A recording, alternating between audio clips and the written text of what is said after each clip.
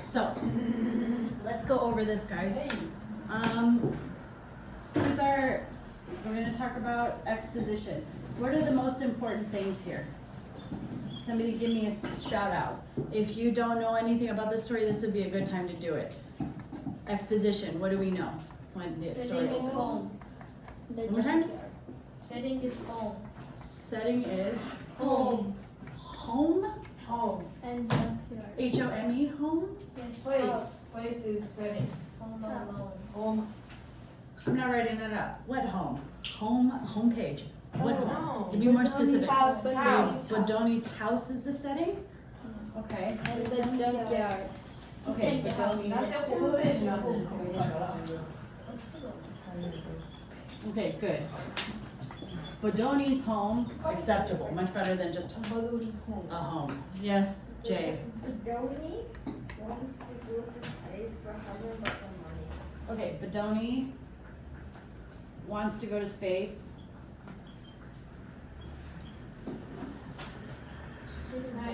Lacks money. Generally, it's not like he's a decently wealthy guy and he doesn't have money right now. He's out of money. He's poor.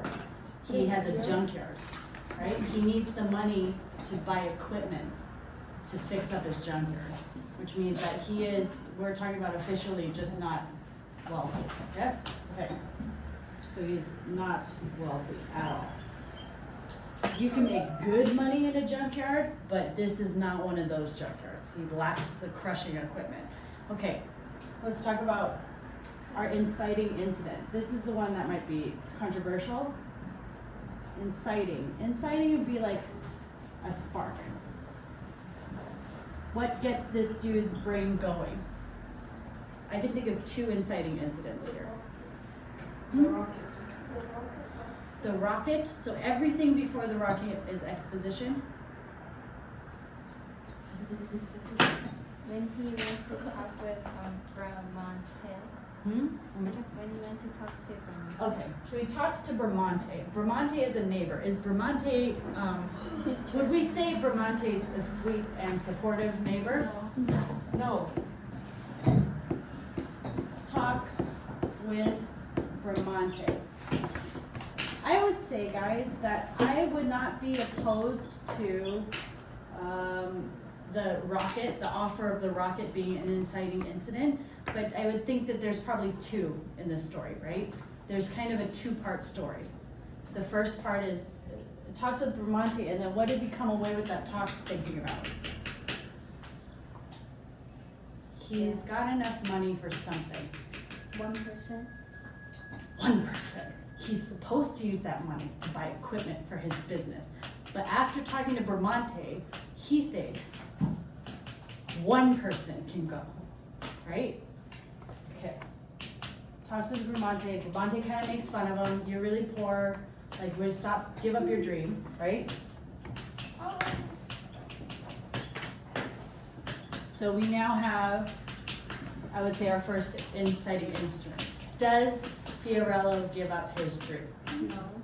No, because that would make this story very short. So, No. let's talk about our rising action. Give me anything that could be a rising action. Now we're talking about rising action.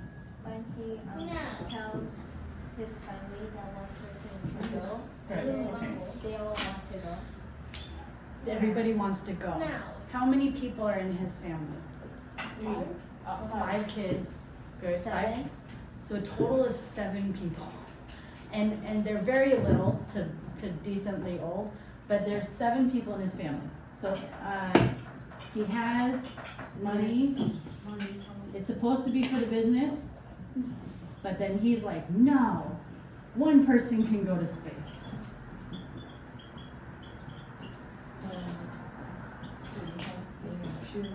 Ticket to Mars, right?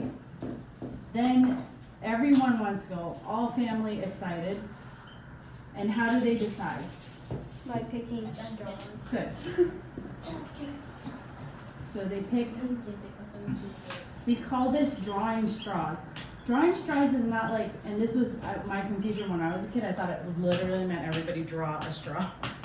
Whoever draws the shortest one doesn't get to go, which doesn't make any sense. But the function of this, which is why the background thing is straws, is you get different size straws. These are all the same size. Are we going to draw a star? What? What? I'm literally telling you it's not that. I'm trying to illustrate for you, May. You're demonstrating my point about the listening though. Okay, I want you to imagine like you have different size straws and you tamp them down on the table like this so they all look equal and you hold them out. And everybody pulls a straw. And in this case, who gets to go to Mars? The longest straw, right? People who draw the short straw don't get to go. Is that what it is? It Or was is it the the other opposite. one? It was It's the opposite, right? Because that's the normal game. So in this game, in this story, it's whoever draws the shortest straw gets to go, right? So they all draw straws. And then what ends up happening in the rising action? Does one of the kids get to go? First, the mom picks the short straw. No, mom is, mom's the last one. What? What? Mom's the And she was the first one, then they pulled again. And then, Did she say that she was pregnant at the beginning of that? yeah. Yeah.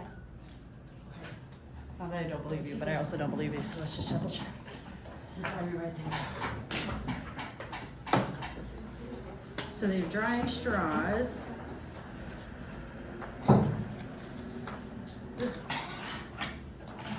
Oh, it is, you're right, it's the mom. Okay, so first mom draws. First winner is mom, and then what does mom say? I'm pregnant. Mom says she's pregnant. I'm pregnant.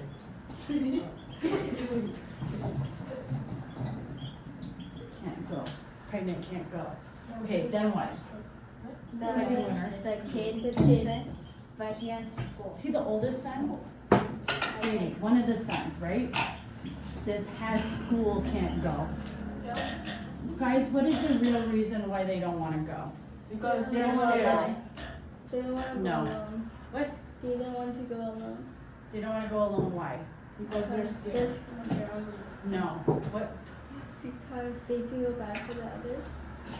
Yes, Sarah. So that would be the reason, not because they're afraid to die. That's a practical reason. That makes sense, Yeah. but it's not. There's no context in the book that indicates that they're scared. Because then they all jump on the rocket at the end, right? So then it's not that they're scared to go. They don't want to hurt. They're worried about other family members. And this is something that Bramante talked about. Bramante talked about, look, why you can't go to space by yourself, leave your wife and your kids, they're gonna resent you. So that's why Bodoni does the drawing straws, because he's like, well, one of us gets to go, right? But then they see in real time, none of them wanna go, because they'll get to go and they can see that the others will be sad and probably get mad at them. So, then, that's our first set of rising action to match this inciting event. Then we go to, was it Dio who said the second inciting incident was the rocket? Who said the rocket? Maybe Hiroto? Who knows? Nobody's giving me any face contact, so. Second inciting event. So this is, we see rising tension, and then like there's kind of a stop here. There's a second inciting event, which is somebody offers to sell him a rocket. Yeah. Okay.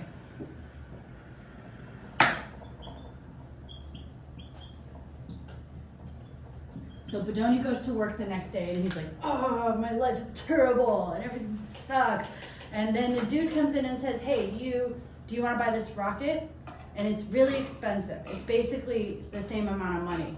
And the rocket doesn't work, right? It's a broken piece of junk. But the Bodoni can't say no to it. So then thus we have our second inciting event. So we start a new cycle of the plot. So he buys a junky rocket, okay? Then what does he do? We Put have more screens rising on action. it. One more time. He puts screens on it. He puts wings on it? Sorry. Screens. Screens on it? So he's like fixing up the rocket. Okay, he fixes up the rocket. Do we feel like he's doing a masterful job?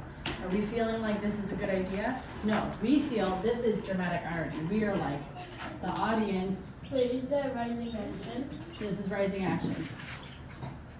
We are reading this like, dude, no. Don't build a rocket for $2,000. Yes? What is rocket science? One more time? Project science.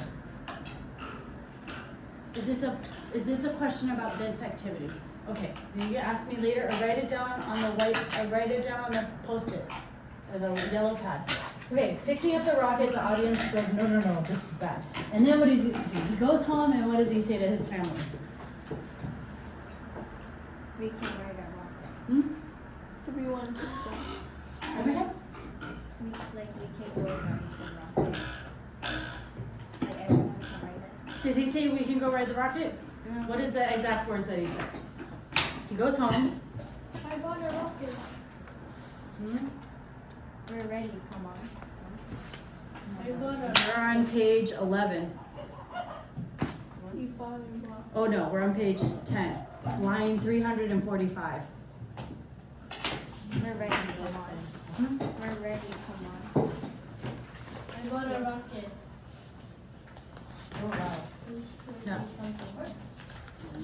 You're busy. Line, what line is it?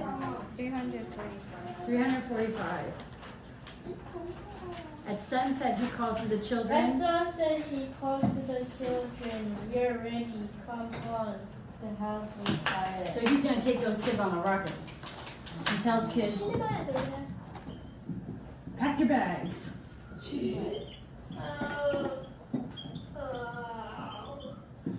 How does mom respond? They're gonna kill them. And she lost. Maria, That's savage. Maria, angry. Yes, Maria's like, you're gonna kill my babies. And then what does she do with those kids? Does she let them pack up? She locks them in the closet at home. Because I don't want you to take my babies, don't take my babies. You've lost your mind, you're a crazy person. And then he says, give me the key. And so at this point, we are stressed out as readers, right? If you're reading this book genuinely for enjoyment, you're like, oh no, especially considering Ray Bradbury has some very, very dark stories. So anything can happen, yes? But in this case, he said, give me the key, and she gives it to him, and she tells him, you're gonna kill them. And then all the kids come out of the house, goodbye mama, and they get in the rocket, and Maria goes, I think she goes inside the house, right? Maria's like, I can't watch this. I cannot watch this. So, what is our climax here? So far, is this story going in a positive direction or a negative direction? Negative. Okay, so our climax would be when it switches. So what is our switching?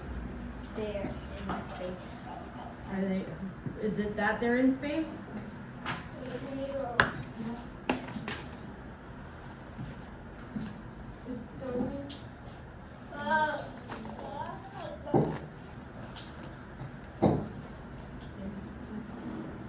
I think they're going to space. Hi.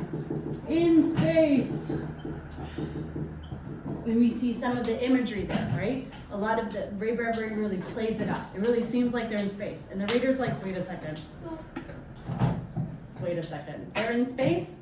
Are they in space? No. No. Where are they, Hiroto? They're in. Yeah, it's a simulation. So he used all of that stuff he was building. He fixed up the rocket, not to make it actually fly to space, but so that it really seemed like they were in space, right? Who in here, who in the story now, after the rocket has landed back and they come out, Mama, we went to space, it's amazing. Who in this story knows that they didn't go to space? Alyssa? What? No, I mean like who in the story? What characters in the story know that they didn't go to space? The guy, the Bondoni thing. Badoni. And Okay. mom. And Mom. American. The mom and the dad know. Do the kids know? No. No. Okay, so it's like magical. So then that means in our falling action, the falling action is literally here. It's the falling. They land back in the junkyard. They've been in the junkyard the whole time. Yes? So landing.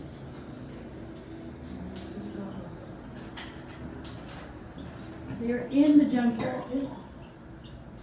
That tells us, the audience, like what's the chance of you launching a rocket, going into space, and immediately coming back down to the exact same spot you came from? Doesn't happen.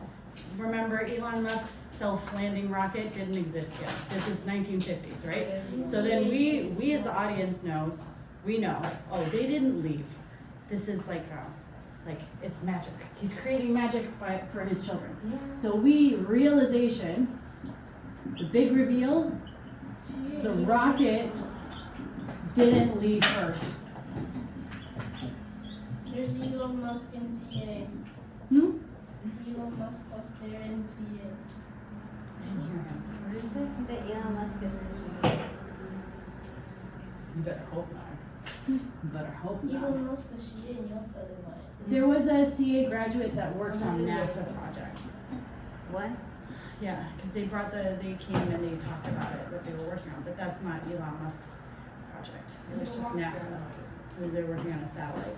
Okay, landing in the junkyard, they reveal the rocket never left Earth, and then how does Mom react to that?